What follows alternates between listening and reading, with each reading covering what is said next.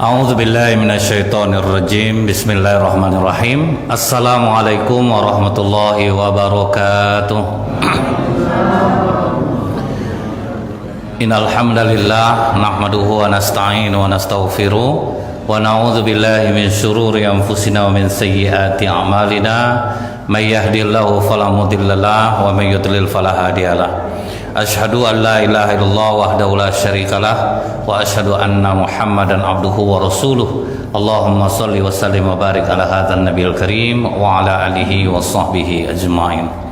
Bapak Ketua Masjid beserta pengurus yang saya hormati, alim ulama, tokoh masyarakat, cerdik pandai, Bapak Ibu, orang-orang tua yang saya muliakan, hadirin hadirat yang semoga kita semua senantiasa dirahmati oleh Allah. Izinkanlah untuk mengawali ini saya mengucapkan taqabbalallahu minkum wa minna wa minkum taqabbal ya karim. Selamat Hari Raya Idul Fitri. Semoga amal ibadah kita diterima di sisi Allah. Amin ya rabbal alamin. Di dalam hadis qudsi, Pak, Allah mengatakan idza shamu syahrul ramadan, orang yang telah melaksanakan puasa Ramadan, wa kharaja ila idihim, kemudian dia sudah pula melaksanakan salat Id. Kullu amilin yatlubuna ajrah, kata Allah. Setiap orang yang beramal pasti mengharapkan upahnya. Nah, jadi Allah sendiri tidak mengingkari bahwa capek kita beramal itu pasti mengharapkan upah dari Allah. Ashhiduni, saksikanlah, qad ghafartu lahum. Upahnya adalah aku sudah mengampuni dosa-dosa kalian semuanya. Nah, mudah-mudahan Pak, kita dapat nih Pak seperti anak yang baru dilahirkan dari ibunya, insyaallah ya Pak ya. Mudah-mudahan segala letih Bapak, apalagi terutama di 21 sampai 29 ya Pak ya, bermalam di masjid, mudah-mudahan tidak akan sia-sia di sisi Allah. Segala amal ibadah kita ini mudah-mudahan dibalas Allah dengan surga. Tetapi Pak, nah ini ada tapinya nih. Di bulan Syawal ini iblis menjerit. Iblis menjerit. Ketika dia menjerit, seluruh anak buah iblis ini pun merapat. Kenapa kau menjerit raja? Bagaimana aku tidak menangis? Sia-sia pengorbanan kita selama ini. Sekarang mereka sudah diampuni oleh Allah. Capek kita. Itu yang membuat iblis menjerit nih, Bu. Jadi iblis itu Pak ya, bulan puasa dia dibelenggu. Disitulah terbukti aslinya kita itu siapa. Nah, karena mereka tidak ikut campur tuh. Jadi yang nipu, itulah aslinya. Jadi iblis seolah-olah ngomong, jangan kalian salahkan juga aku. Nah, kalian yang jahat, jangan salahkan aku. Jadi begitu mereka lepas menjerit karena sudah diampuni dosa-dosa umat Nabi Muhammad ini. Apa kata anak buah iblis ini? Apa yang harus kami lakukan raja? Maka kata iblis itu, bukakan kelezatan-kelezatan untuk mereka, buat mereka makan enak. Itu tuh akhirnya mereka cukup berhasil. Sebelum berangkat lontong, habis Idul Fitri lontong, jalan ke rumah soto, jalan apa? Itu lah Pak. Dan itulah yang membuat badan kita berat untuk beribadah kembali. Mulailah kosong masjid-masjid di bulan Syawal ini. Ini alhamdulillah kita tetap terisi lumayan ramai ini Pak. Ini luar biasa nih. Tapi kalau untuk biasanya nih jauh. Kalau untuk biasanya jauh. Tapi ini udah cukup ramai nih Pak. Kalau untuk ramai pengajian udah luar biasa pengajian nih. Di sini iktikaf 200 orang lebih gitu ya Pak ya. Kalau di Al-Falah 400 orang lebih. Saya ngisi di Mutmainah, 5 orang lebih 2, 7 lah Pak. Jadi memang ini udah cukup ramai nih Pak, ramai. Jadi dibukakannya lah keinginan kita untuk makan. Sementara Rasulullah mengatakan apa bahaya makan nih Pak? Mengeraskan hati, kemudian menguatkan syahwat, melemahkan hati untuk beribadah. Nah itulah senjata iblis di bulan Syawal ini untuk melemahkan kita. Jadi kita harus hati-hati juga nih Pak. Banyak makan, kuatkan ibadah. Tidak ada masalah sebetulnya Pak. Bukan terlarang pula banyak makan itu. Yang takutnya yang musiman itu Pak, yang waktu bulan puasa dia rajin, banyak makan hilang. Kalau yang memang udah biasa ke masjid, justru dengan banyak makan itu menguatkan dia ibadah. Nah itu bedanya. Apa kata Rasulullah dalam hadis riwayat At-Tirmizi? Tidak ada bejana yang diisi anak Adam lebih buruk daripada perutnya. Jadi inilah yang paling buruk untuk diisi di tubuh anak Adam ini, Bu. Perut. Karena perut inilah gudang penyakit, Pak. Kalau untuk penyakit, perutlah gudangnya. Cukuplah bagi anak Adam itu kalau makan untuk menegakkan tulang punggungnya. Jadi macam bapak ibu makan ini kan masih tegak tulang punggung kita, Pak. Tidak malas kita beribadah. Sepertiga perutnya untuk makanannya, sepertiga untuk minumnya, dan sepertiga lagi untuk nafasnya. Insya Allah kita masih aman lah, Pak. Dia yang makan kenyang tuh, Bu, melebihi batas kelaziman. Makan sampai bodoh, Pak. Sudah makan tuh bodoh ya bentuknya, Bu. Diajak bicara tuh nana deh, Pak. Kadang dengar, kadang enggak lah. Itu tuh yang makan sampai bodoh tuh, melebihi batas kelaziman. Ini yang tidak boleh, sampai susah nafas, kemudian sampai sulit berdiri. Itu yang tidak boleh. Allah juga mengatakan dalam surah Al-A'raf, wa kulu wasrobu wala tusrifu. Makanlah, minumlah, tapi jangan berlebih-lebihan. Berlebih-lebihan yang tidak boleh, Bu. Macam bulan puasa itu, Bu, ya, itu termasuk hampir kita kadang berlebih-lebihan, Pak. Berlebih-lebihan maksudnya itu apa? Kadang kita keluar sore itu kan banyak yang terpandang, Pak. Lotek, rasa-rasa enak, bungkus lotek agak sebungkus. Cucu banyak, bungkus 3. Nampak lopis, beli lopis. Bubur putih, beli bubur putih. Salah lauk, beli salah lauk. Pastel, resoles. Itu tuh memang ya, memang susah, Pak. Lapar mata kita ini sulit dihilangkan. Bersusun lah tuh, Bu, ya, menjelang berbuka itu. Masih juga orang ngomong di RTV itu kena marah tuh, Pak. Dia aja menyanyah dari tadi, belum orang mau berbuka, ya memang belum waktu ya, Pak. Orang iqomah cepat di masjid, dia ngamuk. Udah jelas waktu sholat maghrib itu cepat ya, Pak, ya. Kecuali terbenamnya matahari Indonesia ini sama dengan di Mekah ya, bisa setengah jam, Pak. Kalau di Mekah sampai puas kita dibuatnya sholat sunat tuh, Pak, antara azan dan iqomah maghrib itu lama. Antara azan dan iqomah subuh aja mau setengah jam. Cuman kalau kita ini kan cepat, tidak bisa kita samakan. Nah, jadi begitu kita makan ya, dia masuk aja minyak, Bu, ya. Masuk kita puasa, masuk minyak, asam lambung. Nah, itu yang membuat gula darah jadi. Nah, itu yang membuat nguap-nguap kita dibuatnya itu, Bu. Sehingga panjang aja ayat imam, batuk kita di belakang dibuatnya, Pak. Dan batuk itu ngasih isyarat, cepatlah ruku, itu artinya, Pak. Karena kita ngantuk. Kadang ada setengah sadar kita selama sholat tarawih itu, Pak. Setengah sadar, total udah selesai, mantap iman cepat. Padahal antara tidur enggak tuh, Pak. Saya ada lihat tayangan orang yang sholat Idul Adha tertidur, Bu, ya, sampai jatuh 3 kali, Pak, tidurnya. Ngantuk betul mungkin tuh. Memang kalau ngantuk ini tidak ada obatnya, tidak bisa, Pak. Kemudian, Pak, ini buktinya. Kalau kita lihat dalam kitab Talbisul Iblis karya Imam Ibnul Qayyim al-Jauziyah rahimahullah. Jadi Nabi Yahya ini pernah berjumpa iblis sedang membawa alat pancing. Jadi janganlah Bapak tersinggung yang suka mancing nih, Pak, ya. Cuman jujur aja saya suntuk kalau nengok orang mancing tuh, Pak. Agak suntuk sedikit. Saya tanya sama anak saya, kalau Papa mancing gimana? Kami tolak, katanya. Kami dorong masuk ke dalam tuh. Padahal itu hobi ya, Bu, ya. Saya tidak mempermasalahkan itu. Cuman kalau bagi saya agak suntuk aja nengok orang mancing. Bagi orang mancing tuh kenikmatan, Pak. Itu bedanya. Jadi kadang tergantung kita memandangnya dari mana. Kemudian, Pak, apa kata Nabi Yahya? Untuk apa alat pancing itu? Kemudian kata iblis, inilah syahwat yang aku gunakan untuk mengail anak Adam. Jadi pancingnya itu untuk mengail anak Adam. Adakah untuk aku diantara banyak alat pancing kau itu? Kata iblis, kalau untuk kau tidak ada. Cuman pernah kami berhasil sekali. Kami bikin kau makan agak kenyang. Itu, Pak, kailnya untuk Nabi Yahya. Karena Nabi Yahya ini terkenal sholat malamnya. Kami kail kau, kami buat kau kenyang sehingga kau berat mengerjakan ibadah.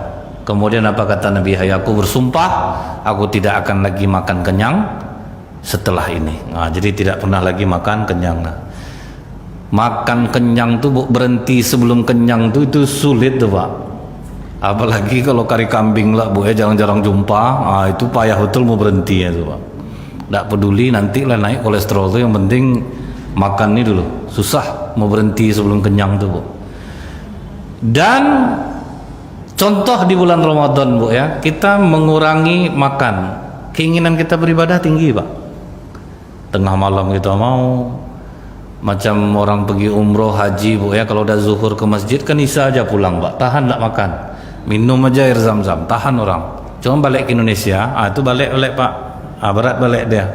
Jadi memang terbukti mengurangi makan menguatkan ibadah. Begadang malam kita sanggup. Kemudian subuh, macam 10 hari terakhir kemarin Bu, udahlah ceramah tengah malam. Sudah itu subuh dengar lagi ceramah, masih kuat juga Bapak Ibu duduk kan Pak, walaupun terpaksa, tapi kuat untuk duduk mendengarkan kajian. Kuat ibadah kita dibuatnya. Tapi kalau udah makan banyak, ini agak kurang nanti semangat kita nih Pak. Tapi mudah-mudahan Bapak Ibu tidak berkurang semangatnya insyaallah. Kemudian Pak, nah ini kata ulama Hanafiyah berpandangan makan terlalu kenyang itu tidak baik. Kemudian kata yang lainnya, boleh kita makan banyak di 2 tempat baru boleh makan banyak Pak. Yang pertama, makan banyak untuk menguatkan diri puasa, itu malah dibolehkan. Makan sahur banyak, kata sebagian ulama itu dibolehkan karena niatnya untuk supaya kuat berpuasa. Karena kalau memang kita tidak sahur itu, kenapa kata Rasulullah ada keberkahan di sahur itu Bu ya, walaupun kadang tidak selera kita makan, tapi kalau kita makan banyak tuh Pak, agak stabil emosi kita siangnya. Kalau tidak sahur tuh Pak, kan lapar tuh, agak cepat naik emosi kita. Makanya kata Rasulullah, kalau kalian diajak bertengkar, katakan kalian sedang berpuasa. Maksud mudah betul kita marah, mudah betul kita marah. Jadi tapi kalau perut kita kenyang kan agak aman gitu. Anak-anak kecil aja Bu, bayi kurang makannya Pak, nangis dia, walaupun dia tidak bisa ngomong dia nangis, emosinya tidak stabil. Makanya itu salah satu fungsi makan kenyang itu, supaya emosi agak stabil. Orang kalau udah diajak makan Pak, selesai runding dibuatnya Pak, untuk berunding aja Pak ya, untuk menjadi-jadi nih ya, makan aja orang makan dulu. Sudah kenyang perutnya Pak, tahu diteken aja nanti itu Bu. Tidak dibacanya lagi tekennya nih. Sampai ada istilah tidak ada makan siang yang gratis. Itu tidak ada Pak. Ajak orang makan dulu. Udah kenyang perutnya Pak, insya Allah aman dia. Sedangkan demo aja Pak, dikasih makan aja mau orang Pak kan, ribut mau orang, terus dahsyatnya Bu. Kemudian yang kedua, dibolehkan makan banyak kalau kita kedatangan tamu.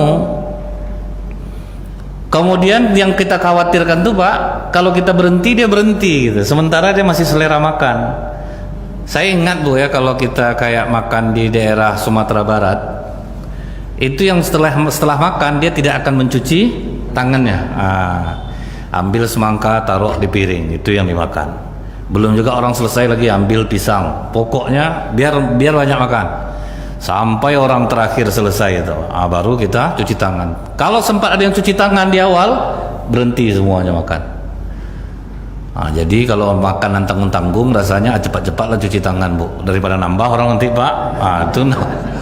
Tapi kalau adabnya di sana kan memang seperti itu Pak ya. Siapa yang mencuci tangan berhenti orang makan. Ini yang dijaga-jaga betul Bu. Itu boleh dianjurkan memperbanyak makan. Nah, satu lagi yang kita ingat apa Pak? Ketika Imam Syafi'i dijamu oleh Imam Ahmad bin Hanbal, itu Imam Syafi'i makannya banyak. Apa alasan Imam Syafi'i? Kalau kita diundang orang soleh, orang dermawan, makan, perbanyak makanmu, karena makanan itu akan menjadi obat bagi tubuhmu. Karena Allah cinta dengan orang yang dermawan. Dia dekat dengan Allah, dekat dengan manusia, dekat dengan surga. Perbanyaklah makan. Tapi jika orang pelit mengundangmu makan, sedikitkan makanmu, karena makan itu akan menjadi penyakit bagimu. Jadi Bapak kenang-kenang lah nih Pak, ada Bapak makan orang pelit enggak? Itu yang buat sakit tuh kadang Pak, karena Allah benci dengan orang pelit. Allah benci dengan orang pelit. Nah itu bagian dari Imam Syafi'i.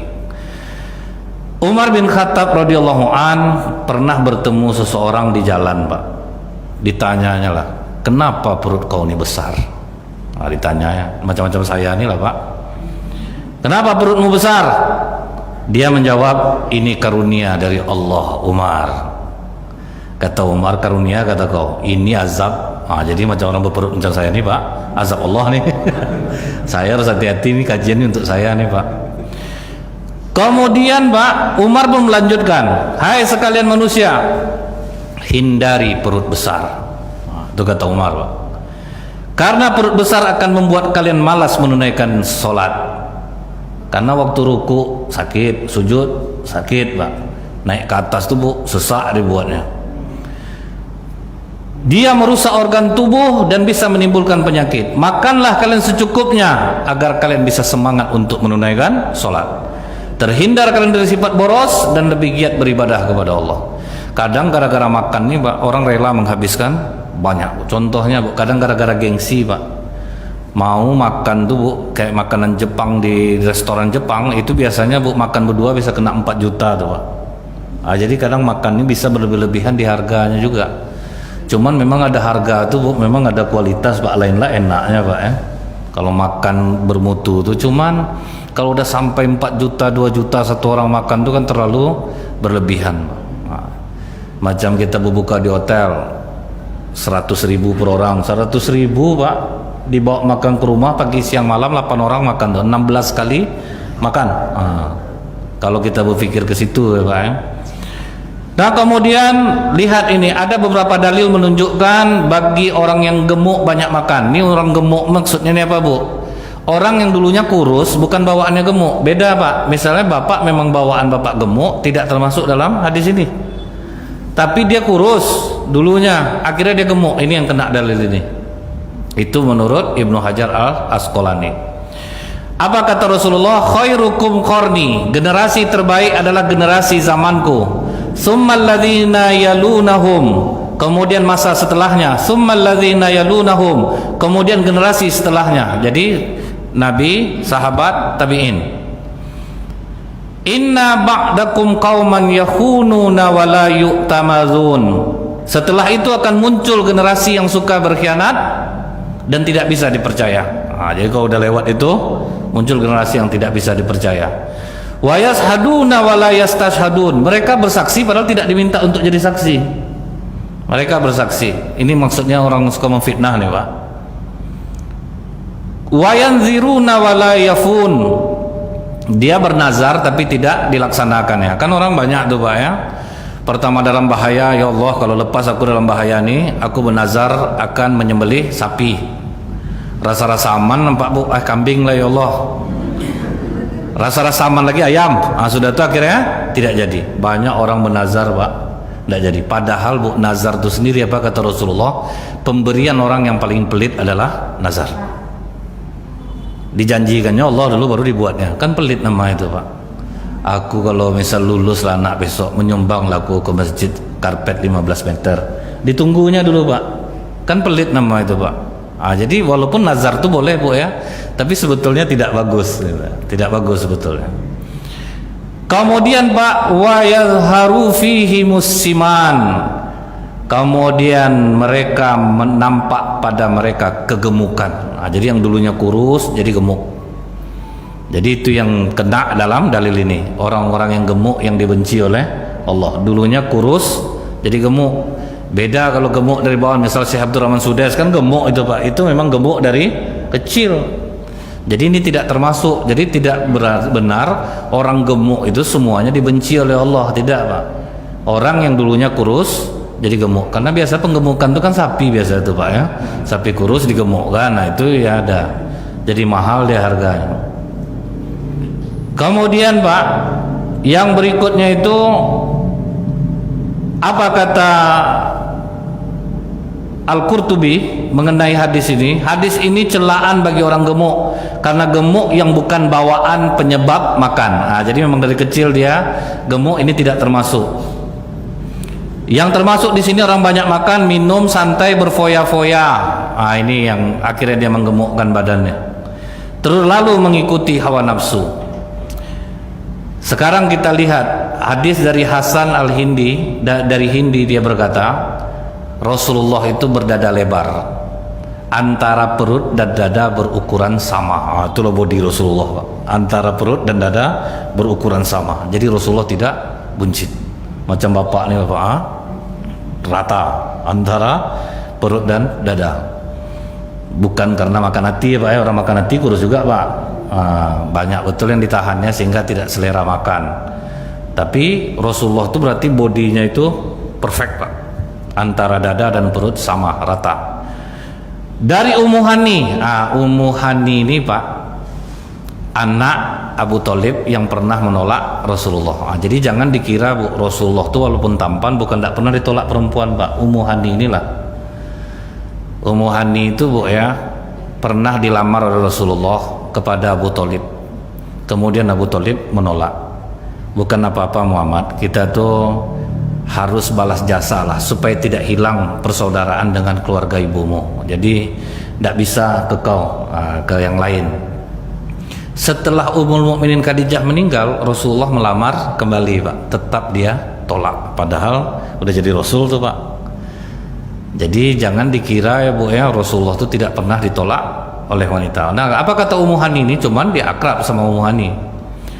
Saya tidak melihat bentuk perut Rasulullah kecuali saya ingat seperti lipatan kertas-kertas yang digulung, six pack Pak. Seperti kertas yang digulung. Kemudian dalam riwayat lain disebutkan perutnya bagai batu-batu yang tersusun. Jadi Rasulullah tidak buncit. Jadi Rasulullah itu Pak mencontohkan, dicontohkan oleh Rasulullah. Jadi tidak sama macam kami dulu menyebut ya, kadang mengamalkan kurang. Gimana coba Bu? Seharusnya kami tidak ada alasan untuk sebetulnya bisa fitness. Macam Pak Ketua ini rajin fitness Pak. Saya iri sebetulnya. Mau juga fitness tuh. Cuman tengok HP kadang-kadang Pak, rasa-rasa ada orang manggil wirid itu Pak ya, tidak konsen dia nanti takutnya. Tapi saya mau lah, mau saya nih. Nah itulah Pak ya, senjata iblis yang pertama menghancurkan orang di bulan Syawal ini adalah makan. Saya yakin kalau Bapak Ibu sudah sangat paham, makan pun kita insya Allah tidak berlebih-lebihan. Dia kadang ada kita nih Pak ya, saya ingat dulu ada rumah makan biaya di Pasar Pusat nih Pak ya. Kalau anak dia masuk makan Pak, nyerah deh Pak, tidak usah makan sini lagi. Nasi tambahnya 8 Bu, jadi rugi terus dia. Pokok ditandakannya anak itu masuk, dia makan di luar batas kelaziman. Nah itu yang tidak boleh itu Pak ya. Macam di YouTube kita nengok ada orang Indonesia yang bisa makan 6 nasi ramas tapi badannya tidak naik-naik Pak. Takutnya jin lah ikut makan. Kalau yang macam-macam itu tuh Pak ya. Kita sering dilupakan apa Bu dalam makan tuh? Pasti berdoa. Itu yang sering dilupakan iblis. Iblis membuat kita lupa Pak membaca bismillah. Berdoa itu Bu sering kita lupa. Jadi makanya hilang keberkahan makanan itu jadinya. Kemudian yang kedua Pak, dengan apa iblis menyesatkan kita? Syahwat. Nafsu ini kan terbagi-bagi ya Pak. Nah salah satu cabang nafsu itu yaitu syahwat. Syahwat ini lebih mengarah kepada birahi, kepada lawan jenis. Apa kata Rasulullah? Apa kata Allah dalam surah Ali Imran 14 Pak? Zuyyina linnasi hubbus syahwat. Dijadikan indah pandangan manusia kepada apa-apa yang diingini minan nisa, yaitu wanita-wanita. Tetap yang pertama wanita. Itu Al-Quran sendiri mengatakan tuh Pak. Syahwat kita nih yang hati-hati itu adalah kepada wanita. Kemudian wal banina wal qanatiril muqantarati minadz zahabi wal fiddah. Anak-anak, harta yang banyak dari jenis emas, perak, kuda pilihan. Jadi dari sini kita tahu bahwa fitnah syahwat yang paling besar itu adalah wanita. Bagi laki-laki, bukan wanitanya yang jahat enggak Bu, laki-lakinya. Syahwat kita memandang perempuan ini, itu yang paling jadi senjata oleh iblis untuk menyesatkan manusia ini Pak. Dari mulai zaman dahulu pasti cara iblis itu menghancurkan laki-laki. Apa kata Ibnu Hajar al-Asqalani Pak? Allah menyebut wanita pada urutan yang pertama sebelum menyebut lainnya. Ini memberikan sinyal bahwa fitnah wanita itu adalah induk dari segala fitnah. Tapi ingat sekali lagi Bu ya, bukan perempuan-perempuan soleha. Kalau macam-macam ibu ni ndak nih bu, baik nih pak, tanggung, zikir banyak, berdoa banyak. Ini beda nih bu, ini yang menimbulkan fitnah. Apa kata Rasulullah dalam sebuah hadis pak? Ma taraktu ba'di fitnatan adarra 'ala rijal minan nisa. Aku tidak meninggalkan satu fitnah pun yang lebih membahayakan para lelaki selain fitnah wanita. Jadi memang dari wanita inilah, wanita-wanita perusak-perusak nih pak ya, yang merusak iman laki-laki. Dan satu lagi hadis ini pak, sesungguhnya dunia itu begitu manis dan hijau dan Allah mempercayakan kalian untuk mengurusinya. Allah ingin melihat bagaimana perbuatan kalian, karena itu jauhilah fitnah dunia dan jauhilah fitnah wanita. Nah itu bu ya, fitnah dunia, harta, jabatan. Kemudian fitnah yang berikutnya adalah wanita. Orang laki-laki ini pak, kalau tidak berduit dia baik dia pak, dia udah berduit dia berkelakuan dia pak. Itu yang banyak terjadi itulah pak. Waktu dia miskin bu sayang sama istri, begitu udah naik penghasilannya, adek ada ndak dengar pengajian dek? Ternyata dek, kalau kita mampu menghidupi 2 orang perempuan, kita hanya satu, zolim abang dek. Kan inilah nih gaya nih pak ya. Abang ndak mau jadi orang zolim dek. Abang nikah diam-diam ya. Abang tak ingin ria deh, karena nikah itu ibadah. Kan inilah pak ya. Nanti kalau abang umumkan ria lah bang, hilang pahala. Inilah kadang topeng-topeng yang dibuat oleh laki-laki bu ya. Nah jadi kita lihat nih pak, apa pengakuan seorang ulama. Beberapa ulama nih mengatakan, Yusuf bin Asbat mengatakan, seandainya aku mendapat amanah untuk menjaga Baitul Mal, disuruh aku jaga duit, aku optimis aku bisa melaksanakannya. Jadi rata-rata pak ulama mengatakan kalau dipercayakan nih pak ke kita duit, masih lebih mampu kita menjaga. Namun jiwaku tidak akan merasa aman jika dipercaya untuk berduaan dengan seorang wanita, sekalipun dia perempuan berkulit hitam. Itu ulama mengatakan tuh pak, siapa betul kita bisa sanggup kita berdua dengan wanita. Kemudian bu, Sufyan Al-Thawri mengatakan, silahkan kau suruh aku menjaga rumah mewah penuh harta melimpah, namun jangan suruh aku menjaga wanita yang tidak halal bagiku, meskipun berupa budak yang hitam legam. Itu pak. Ada lagi ulama yang tua, umurnya waktu ngomong ini 84 tahun bu, Said bin Musayyab. Tidak ada yang aku takutkan melebihi ketakutanku terhadap wanita. Padahal pada usia 84 tahun mata buta lah sebelah, darah bun lah yang sebelah tuh pak. Takut juga terhadap wanita. Makanya itu betul yang kita jaga-jaga. Maka kata Imam Al-Ghazali bu, caranya cuma satu, mujahadah, berperang dengan nafsu. Memang berat pak. Kalau sudah berkali-kali menang, kalian akan merasakan kepuasan, kata Imam Al-Ghazali. Karena kalau dibawa, jadi kita bawa puasa, kuat juga dia pak. Berteman dengan orang-orang soleh, udah berteman kita sama orang-orang soleh, kuat juga dia baru kata Imam Al-Ghazali, udah mujahadah kita, perang dan nikmati kemenangan itu. Begitu kita menang, dihasutnya bu ya, begitu kita menang kita akan puas, disitulah kita tambah kuat jadinya. Karena memang kita tempur sama iblis ini pak. Perang melawan hawa nafsu ini yang paling berat. Contohnya dulu bu ya, seorang abid ahli ibadah, ada 2 orang laki-laki adik beradik, dia menumpangkan adik perempuannya karena menurut dia orang soleh ini yang bisa jaga pak. Siapa lagi bang yang bisa menjaga? Kita mau pergi berperang, satu-satunya orang soleh di kampung kita ini cuman bapak itu. Ayalah kemana lagi kita mau apa? Kita kasihlah sama bapak itu. Datanglah ke rumah ulama ini pak, abid ini udah nolak, nggak usah lagi. Tapi karena desak terus, siapa lagi yang bisa menjaga adik kami ini? Ayat ini juga dalam kitab Talbisul Iblis. Siapa lagi yang menjaga adik kami ini pak? Kalau tidak bapak, cuman bapak yang kesolehan yang kami akui di sini. Bapak tidak usah khawatir, bapak kan di lantai atas, biarkanlah adik saya di lantai bawah. Kalau memang ada makanan taruh aja lah di tangga. Tidak bisa nolak, akhirnya dia kan ya pak. Jadi rahib ini di atas, perempuan itu di bawah. Begitu ada makanan ditaruh oleh rahib ini di bawah tangga, dan ini cukup berlangsung lama. Iblis sangat sabar dalam hal untuk menggoda syahwat kita ini pak, sabar dia. Setelah lama dibisikkan oleh iblis ini kepada rahib ini, kadang kalau di bawah tangga itu ditaruh binatang yang makan. Dia kadang sampai tidak makan. Apa salahnya? Ketok pintu kamarnya, letakkan makanan itu di depan pintu kamarnya. Pergilah kau ke atas balik. Kan tidak salah juga, bro. Masih aman nih. Taruh makanan di depan pintu, ketok, langsung lari rahib ini. Dan ini juga cukup lama. Kemudian bagaimana, Bu? Dialihkan dulu oleh iblis. Kau orang yang tahu agama. Selama itu perempuan itu di sini masa tidak terdidik sama kau dia untuk belajar agama. Ah, ini mulai masuk nih, Pak.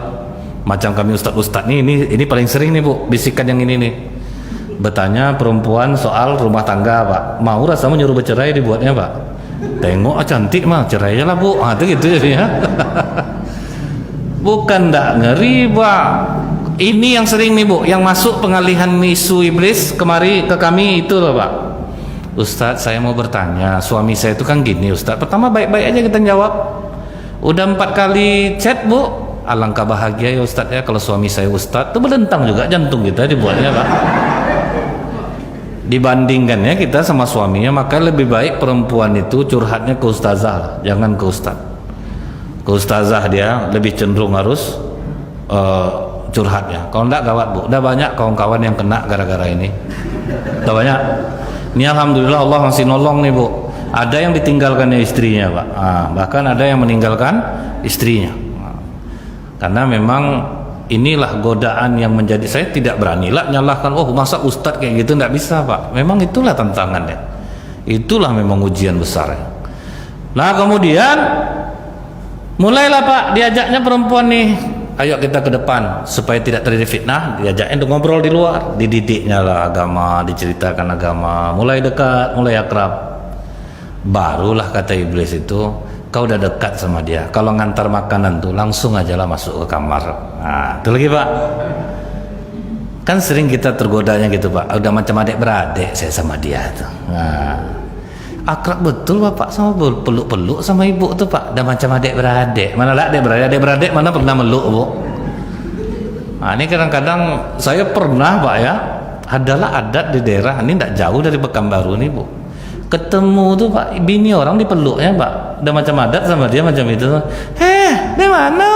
Ada peluknya, Pak. Datang bapak nih, aku tengok lah, kena istri aku cari tahu lah istri dia di mana. Aku peluk lah depan dia. Ini adat aneh nih, Pak, sebetulnya aneh adat tuh. Syukur gak, Bu, dampak COVID nih, Bu. Jangankan bersalam sama perempuan, sama laki-laki aja mikir orang sekarang, Pak, kan. Itulah untungnya COVID nih. Kan kadang-kadang kita cara beralek tuh, Pak, macam halal aja sama kita tuh, Pak. Bersalam sama perempuan kan macam halal sama kita selama nih, Bu.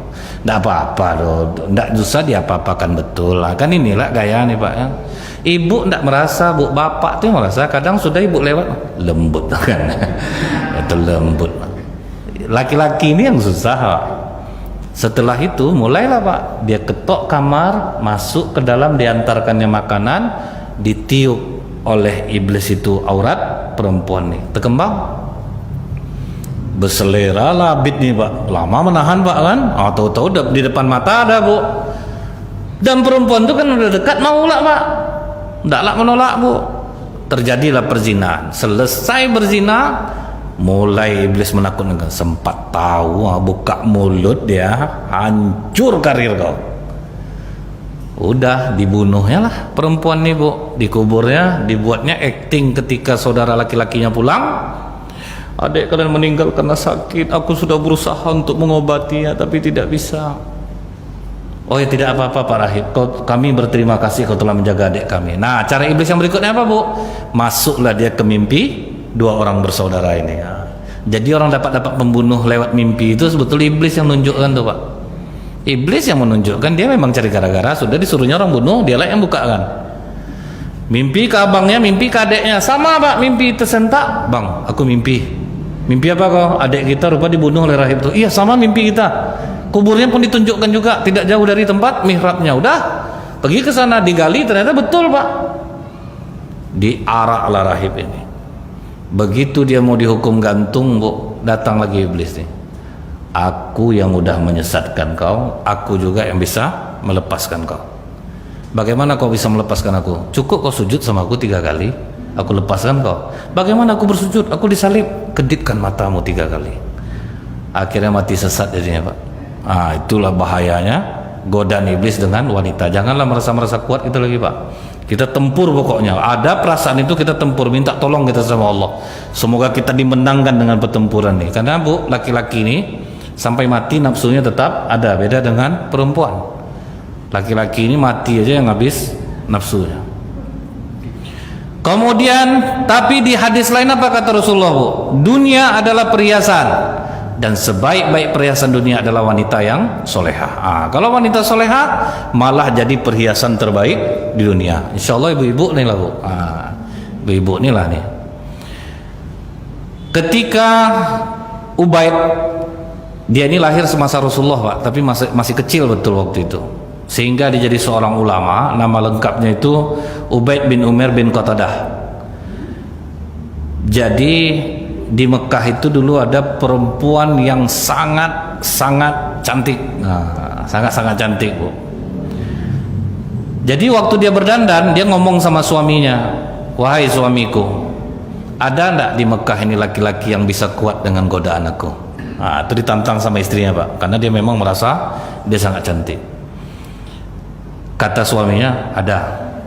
Siapa? Ubaid bin Umair. Kau izinkan enggak aku menggoda dia? Aku izinkan, jebol sama kau, aku akan bisa juga merasa bagaimana kekuatan ulama yang satu ini. Jadi tahu juga bagaimana kekuatan ulama. Maka pura-puralah dia Pak, dia rias dirinya, berangkatlah dia mencari Ubaid bin Umair di Masjidil Haram. Di Masjidil Haram itu kan sampai sekarang ada halakoh. Maka kata perempuan ini, Syekh, saya boleh agak ke pojok dulu enggak kita berdua, karena ada sesuatu yang ingin saya tanyakan. Ini modusnya Bu. Modusnya dia bertanya.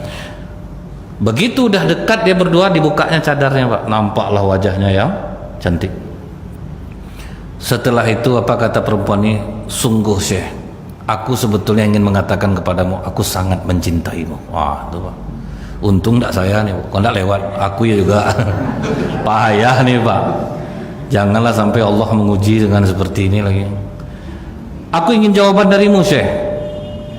Kata Syekh ini, sebelum aku jawab ada beberapa pertanyaan untuk kau, dan kau harus jawab dengan jujur. Yang pertama, kalau malaikat maut datang menjemput kau saat ini, masih berselera enggak kau ngajak aku? Itu pertanyaan ulama nih Pak. Jadi ini perlu juga kita kenang nih Pak. Mau berbuat jahat sempat dijemput sama malaikat maut saat itu, habis Pak. Karena kita tergantung amal terakhir kita. Udah capek beribadah Pak, nak taunya mati sesat Bu. Apa kata perempuan itu? Tidak, aku tidak akan selera lagi mengajakmu. Itu yang pertama katanya. Kedua, seandainya saat ini kau berada dalam kubur, didudukkan oleh malaikat mungkar nangkir, kau senang enggak? Ada pertanyaan ini nanti, kau mengajak aku berhubungan nih. Bangkit takutnya, tidak, aku tidak selera lagi mengajakmu. Yang ketiga, seandainya semua manusia nanti menerima catatan amalnya, dan kau mengambil catatan amalmu di tangan kirimu, dan kau melihat ada dosa ini, apakah kau masih selera mengajak aku? Tidak Syekh, aku tidak selera. Yang keempat, ketika manusia digiring ke timbangan amal, apakah kau mau ada amal ini di dalam tempatmu ditimbang? Tidak Syekh. Seandainya saat ini kau berada di hadapan Allah, diminta pertanggungjawaban atas nikmat yang Allah anugerahkan kepadamu, masihkah kau ingin terasa senang untuk mengajak aku? Tidak Syekh. Kalau begitu takutlah engkau kepada Allah. Allah telah memberikan nikmatnya kepadamu, tapi kau sia-siakan nikmat itu. Akhirnya pulang ke rumah malah nangis Pak. Terkejut suami, ngapa kau nangis? Tidak jadi loh, memang kuat dia, malah aku ketakutan jadinya. Itulah nasihat ulama ini kepada perempuan yang jahat ini Pak. Begitu sampai di rumah, tidak tanggung dia rajin beribadah lagi. Karena memang banyak Pak, perempuan ini berdandan itu sebetulnya iffah Bu, menjaga kehormatan diri. Karena kalau misalnya istri tidak dandan, Rasulullah aja marah Pak dengan istri Abu Darda. Ditanya oleh Rasulullah ke Aisyah, tidak ada Abu Darda di rumah, ngapa gitu ya Rasulullah? Tidak dandan istrinya. Akhirnya ditanyakan langsung oleh Aisyah, kenapa kau tidak dandan? Suamimu ada di rumah. Suamiku tuh sudah melupakan ranjang pengantinnya. Saking taatnya Abu Darda ini ibadah Pak, tidur sama istri pun tidak. Itulah bahayanya Bu, kalau kita terlalu enak beribadah. Makanya dinasihati Rasulullah lah Abu Darda. Jadi kalau ada suami itu, istri memang dianjurkan dandan, karena kalau nak malu lah suami, abang masa istri tidak terawat, kan itulah nanti jadinya Pak, malu lah jadinya Bu. Tapi ada juga orang yang menggunakan dandanannya untuk supaya orang tertarik kepadanya. Nah ini yang bahaya itu Pak, dia cantik tapi untuk melumpuhkan orang. Nah, kadang dia nyamar di pengajian, bukan tidak ada Pak, ada beberapa kali kasus paling rajin pengajian, paling di depan duduknya, dan paling menor dandanannya. Nah, itu sering tuh Pak. Jadi memang ada Pak, orang pergi pengajian tuh Bu, untuk melumpuhkan ustadz tuh banyak. Ada juga, tapi kalau ibu enggak. Kalau ibu enggak. Ada beberapa kasus ini terjadi. Nah, lain sendiri pokoknya Pak, dia kelihatan tuh Pak, lain sendiri gitu. Nah, jadi dia memang untuk melumpuhkan. Nah, itu ada juga yang udah beberapa kena juga. Syukurnya saya banyak mendapat pelajaran itu Bu, dari orang yang kena. Kita kira tahu Pak, akhirnya harus pergi, harus ditinggalkan jamaah, udah malu mau ke Pekanbaru. Nah, itu jadi banyak, cukup banyak. Kemudian Pak, senjata iblis yang berikutnya adalah ini berbunyi nih Pak, bunyi kan? Ini iri hati Bu. Ini senjata iblis di luar Ramadan nih, bulan Syawal ini. Di dalam surah An-Nisa apa kata Allah Pak? Wala tatamannau ma faddalallahu bihi ba'dukum ala ba'din. Dan janganlah kamu iri hati terhadap karunia Allah yang dilebihkan Allah kepada sebagian kamu atas sebagian yang lain. Ini sebetulnya asbabun nuzul ayat ini pertanyaan perempuan. Ada satu pertanyaan perempuan kata mufasir. Dia bertanya, sungguh enak jadi laki-laki ini, harta warisan dia lebih dapat. Maka kata Allah diturunkan ayat ini, jangan kamu iri hati terhadap bagian yang didapatkan oleh laki-laki, karena Allah yang sudah menentukannya. Yang kedua, yang terakhir, apa kata para mufasir? Ini ayat turun berkenaan orang miskin bertanya kepada Rasulullah, sungguh enak jadi orang kaya nih Rasulullah, dia bisa bersedekah, dia bisa berbuat baik, sementara kami miskin tidak. Maka kata Rasulullah, bertasbih kalian sama nilainya dengan sedekah orang kaya kepada orang miskin. Tahmid, tahlil itu sama dengan sedekah orang kaya kepada orang miskin.